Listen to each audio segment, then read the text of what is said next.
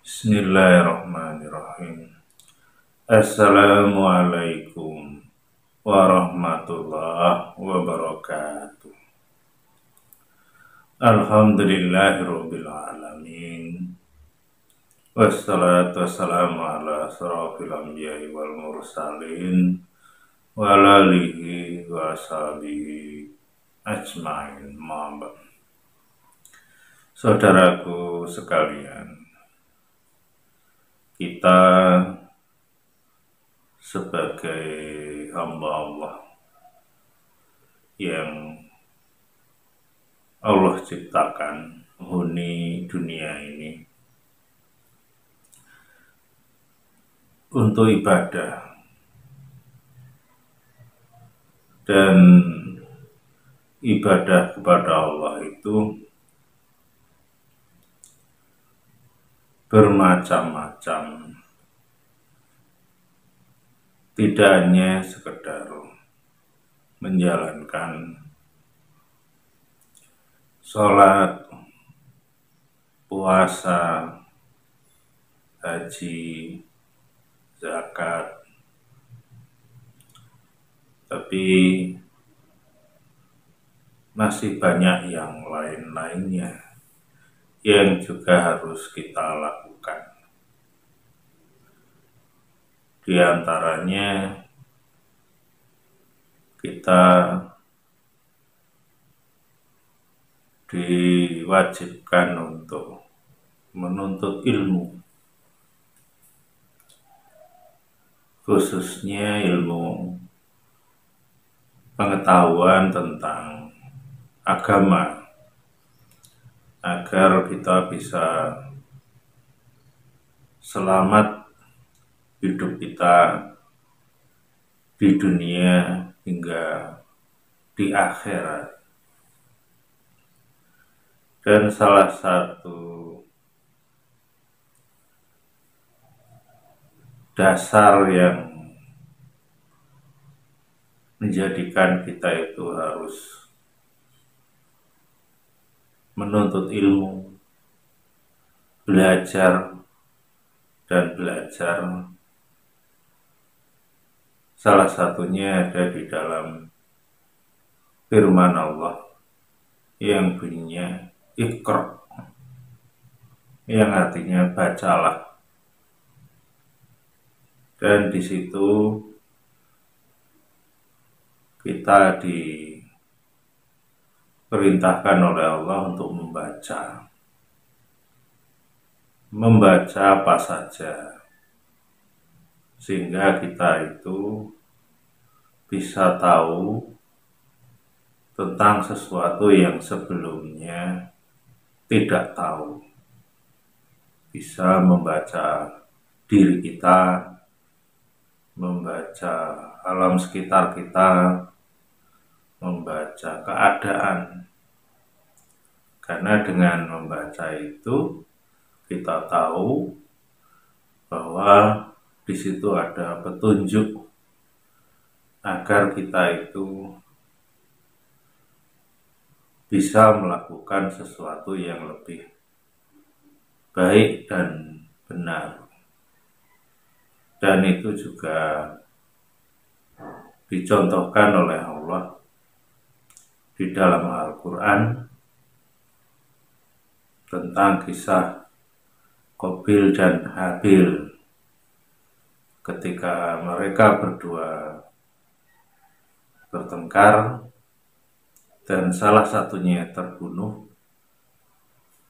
Kemudian salah satunya bingung, orang yang sudah meninggal itu harus diapakan, belum tahu apakah harus dibiarkan begitu saja atau dikubur dan lain-lain sebagainya. Maka Allah memberikan petunjuk dengan 2 ekor burung yang berkelahi dan satunya mati. Kemudian yang hidup itu menggali tanah dan yang mati tadi dikuburkan. Melihat itu, anak Nabi Adam tadi yang masih hidup langsung terpikir, ternyata orang yang sudah mati atau makhluk Allah yang mati itu harus dikuburkan. Kira-kira seperti itu. Itu satu contoh untuk kita bahwa Allah itu memberi pelajaran kita sebagai manusia dengan hal-hal yang ada di sekitar kita. Bukan hanya burung yang diceritakan di Al-Quran, bukan itu saja, tapi semuanya kalau kita teliti, kita pikirkan, kita renungkan, insya Allah seperti itu. Begitu juga ada ayat lain yang bunyinya fas'alu ahla dzikri in kuntum la ta'lamun, yang artinya tanyalah kepada yang tahu kalau kita tidak tahu. Itu juga mengajarkan kita harus banyak belajar, banyak menimba ilmu, bukan hanya satu sisi atau satu orang saja, tapi bisa dengan yang lain. Nanti bisa kita ambil kesimpulan mana yang mendekati kebenaran atau mungkin benar semua, bisa jadi seperti itu. Karena dengan kita belajar itu salah satu ciri orang yang rendah hati, yaitu tidak merasa sudah ngerti benar, merasa ilmunya sudah cukup, umpama seperti itu. Tapi kita harus merasa bahwa ilmu kita itu masih sedikit, apa yang kita tahu itu sangat sedikit. Jadi kita harus rendah hati, jangan sombong, jangan kemudian merendahkan yang lain, seakan-akan yang lain itu ilmunya di bawah, ilmunya masih salah. Padahal kalau kita rendah hati, ya tidak seperti itu. Kita juga tetap berbaik sangka, karena itu juga perintah Allah untuk baik sangka. Boleh jadi ada orang lain yang ilmunya lebih lurus, lebih benar, atau ada orang lain yang punya ilmu yang kita tidak miliki, sehingga kita masih membuka diri untuk menerima kebenaran-kebenaran yang mungkin ada di orang lain, sehingga kita tidak menutup kebenaran itu dan tidak sombong. Itu yang harus kita ketahui, dan kita juga diberi pelajaran oleh Allah di dalam Al-Quran tentang kisah Nabi Khidir dengan Nabi Musa. Nabi Musa itu seorang nabi pilihan dan diberi kitab oleh Allah dan punya umat. Sedang Nabi Khidir tidak ada cerita berita bahwa dia punya kitab, punya umat, tidak ada. Tapi Allah menyuruh untuk belajar kepada beliau Nabi Khidir. karena ada ilmu yang tidak dimiliki oleh Nabi Musa, dan itu dimiliki oleh Nabi Khidir. Dan itu juga salah satunya sebagai contoh bahwa Allah memberikan kelebihan antara satu dengan yang lain, yaitu Nabi Musa diberi kelebihan sebagai nabi yang punya umat dan punya kitab, sedang Nabi Khidir tidak. Tapi Nabi Khidir diberi kelebihan oleh Allah.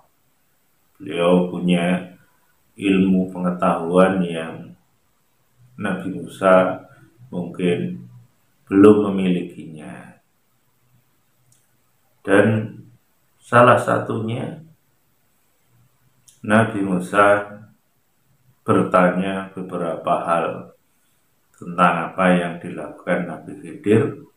Menurut Nabi Musa itu ada yang keliru. Di antaranya, kenapa Nabi Khidir membunuh anak yang menurutnya tidak bersalah. Juga mempertanyakan kenapa kapal yang baik itu dilubangi hingga bocor, dan yang lainnya. Itu menurut ilmu yang dimiliki Nabi Musa, ya seperti itu. Menurut kitab mungkin seperti itu.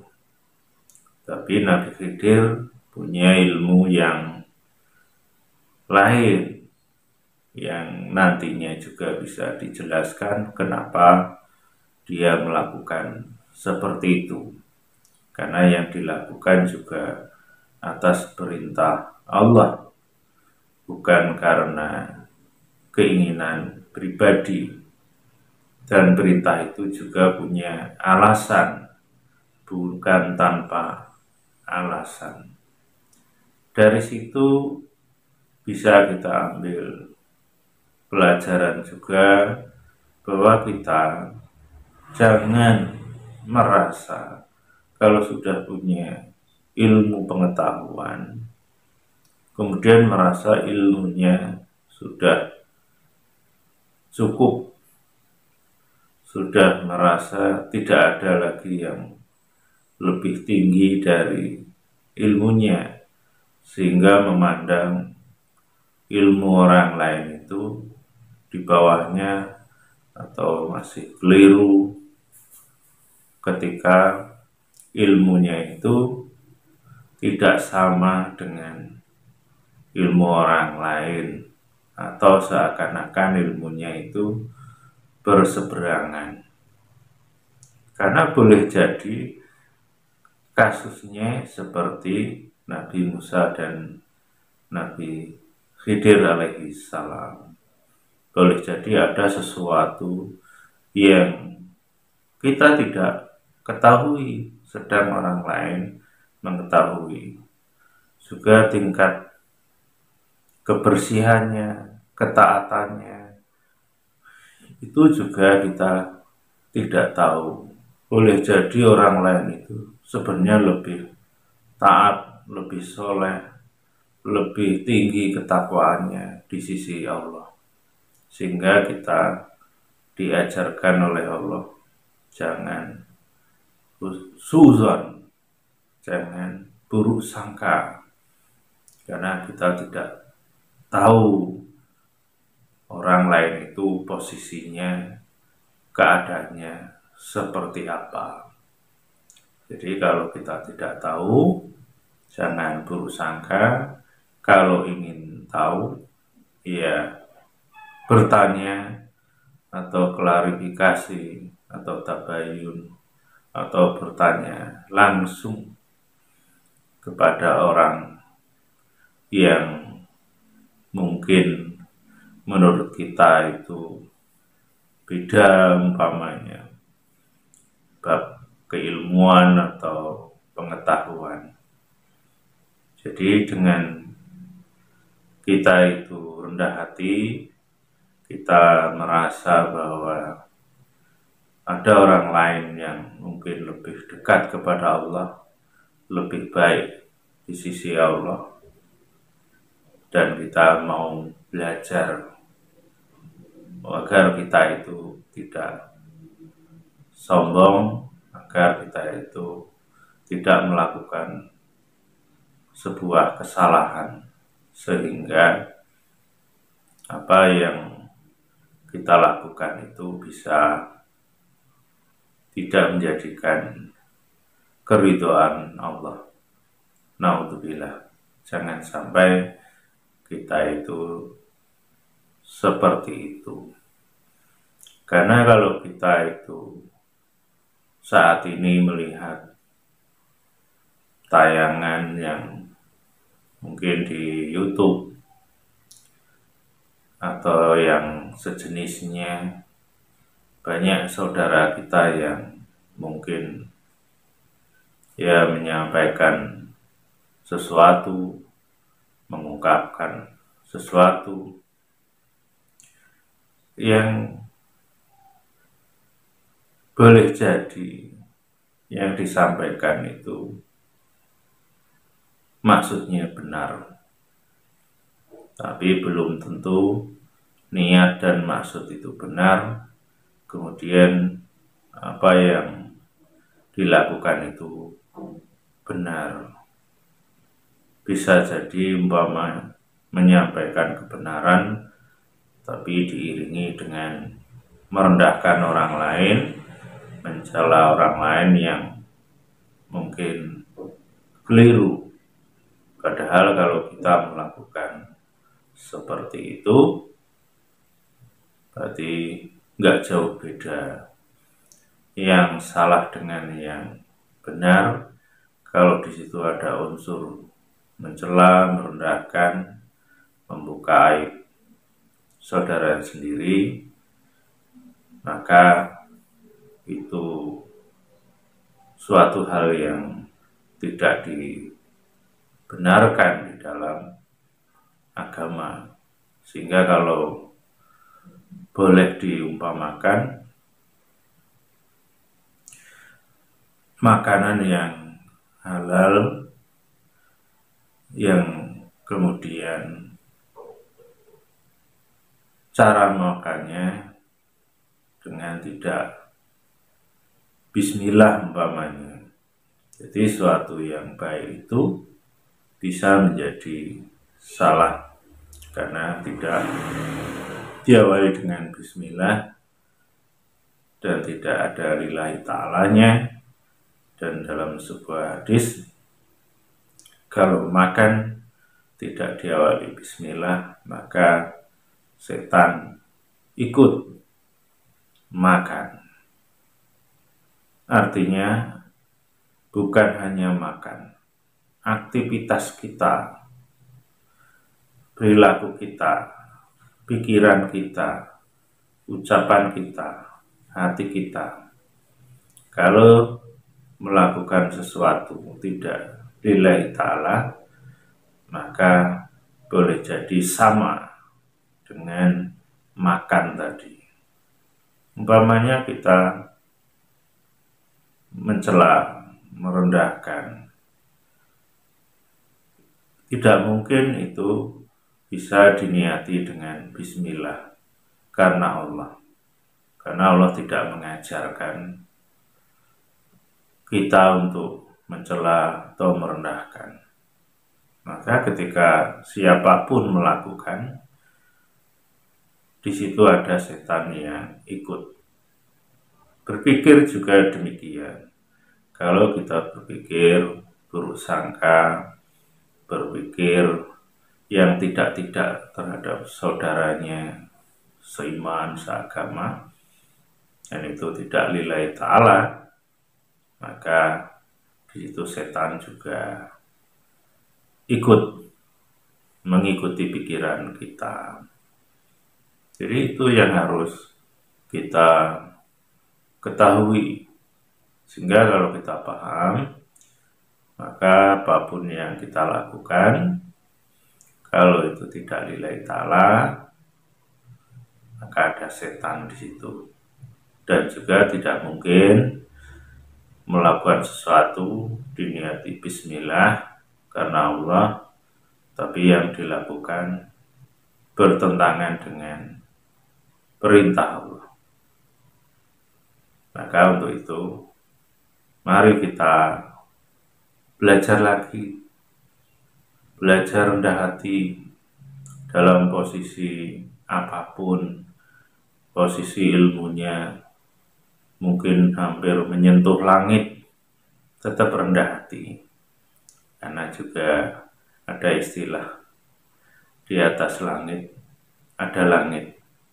Jadi artinya kita harus merasa bahwa kita itu ilmunya sedikit, ilmu Allah luas, dan boleh jadi ada ilmu-ilmu yang dititipkan oleh Allah di hambanya yang lain, sehingga kalau kita ingin mengetahuinya, ya belajar kepada orang-orang yang ada di sekitar kita yang lebih mengerti, karena tidak bisa kita itu membanggakan atau merasa kalau sudah hafal dalil-dalil di Al-Quran ataupun hadis sehingga merasa ilmunya sudah buntas, sudah cukup lumayan.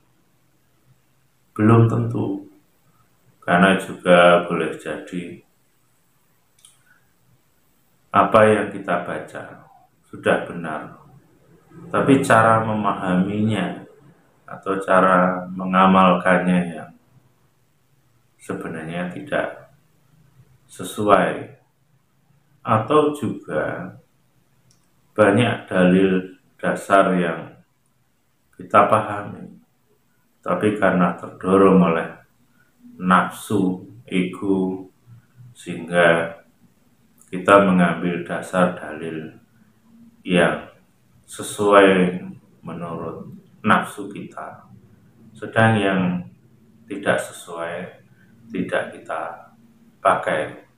Padahal boleh jadi yang benar itu yang tidak kita pakai. Nah, itu yang kadang-kadang terjadi di antara kita. Maka mari kita rubah sikap-sikap kita kalau selama ini masih kurang tepat atau masih keliru. Karena kalau kita tidak merubahnya, maka petunjuk Allah itu bisa tidak kita dapatkan. Karena petunjuk Allah itu tidak hanya satu atau dua tingkat, tapi petunjuk Allah itu akan terus diberikan selama kita takwa kepada Allah dan menginginkan kebaikan, kebenaran, agar kita itu menjadi orang yang lebih baik. Insya Allah seperti itu. Nah, ini saja yang saat ini bisa saya sampaikan. Mudah-mudahan bermanfaat. Kurang lebihnya saya mohon maaf, Allah mohon ampun. Akhirul kalam. Assalamualaikum warahmatullahi wabarakatuh.